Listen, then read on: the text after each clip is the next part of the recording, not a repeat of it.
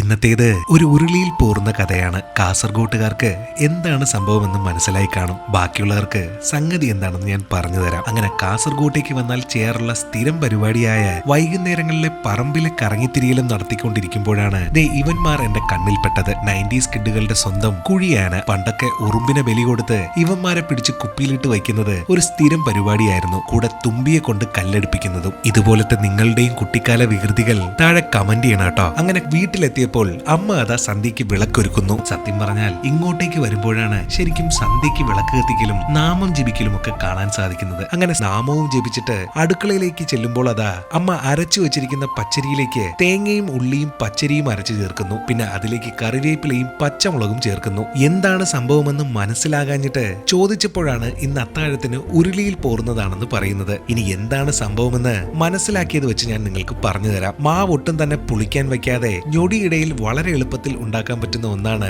കാസർഗോട്ടുകാരുടെയും കണ്ണൂറുകാരുടെയും സ്വന്തം ഈ ഉരുളിയിൽ പോറുന്നത് അഥവാ കൽത്തപ്പം. റെഡിയാക്കി വെച്ചിരിക്കുന്ന മാവിനെ ഇതുപോലെ എണ്ണ ഒഴിച്ച് ഉരുളിയിൽ അടച്ചു വെച്ച് രണ്ടു പുറങ്ങളും നല്ലോണം വേവിച്ചെടുക്കുന്നു. സിമ്പിൾ പരിപാടി അല്ലെ? അപ്പം റെഡിയാകുന്ന സമയം കൊണ്ട് അമ്മയും ഞാനും കൂടെ ചുറ്റുപാടുമുള്ള പല വീടുകളിൽ നിന്നും കിട്ടിയ മാങ്ങകൾ എണ്ണി നോക്കി മുറിക്കാൻ തുടങ്ങി. കൂടെ കുറച്ച് പപ്പാമയ്ക്കും മാറ്റിവെച്ചു. അപ്പോഴത്തേക്കും അതാ നമ്മുടെ ഉരുളിയിൽ പോറുന്നത് റെഡിയായിരിക്കുന്നു. ഒട്ടും വെച്ച് താമസിപ്പിക്കാതെ ചിന്നു നല്ല ഒന്നാന്തരം മീൻകറിയോടൊപ്പം സംഗതി അകത്താക്കാൻ തുടങ്ങി. അങ്ങനെ അത്താഴവും കഴിച്ചിട്ട് ഞങ്ങൾ നാലാളും കൂടെ ഉമ്മറത്തെ വരാന്തയിൽ കയറിയിരുന്ന് അന്തിച്ചർച്ച ആരംഭിച്ചു. ചർച്ച ചെന്ന് അവസാനിച്ചതാണെങ്കിലോ IPL-ലും CSK ജയിക്കുമെന്ന ഉറച്ച വിശ്വാസത്തിൽ കളി കാണാനിരുന്ന ഞങ്ങളെ നിരാശയിൽ ആഴ്ത്തിക്കൊണ്ട് ഗുജറാത്ത് ടൈറ്റൻസ് 89 റണ്ണുകൾക്ക് വിജയം കൈവരിച്ചു. ആ വിഷമത്തിൽ അച്ഛൻ ഉറങ്ങാനും പോയി. അപ്പോഴാണ് വിഷമം മാറ്റാനായി അമ്മ അതാ കുറച്ച് പഴയ ഫോട്ടോ ആൽബങ്ങളുമായി വരുന്നത്. എനിക്ക് ഏറെ ഇഷ്ടമുള്ള ഒന്നാണ് പഴയ ഓർമ്മകളിലേക്കുള്ള ഈ ഒരു എത്തിനോട്ടം.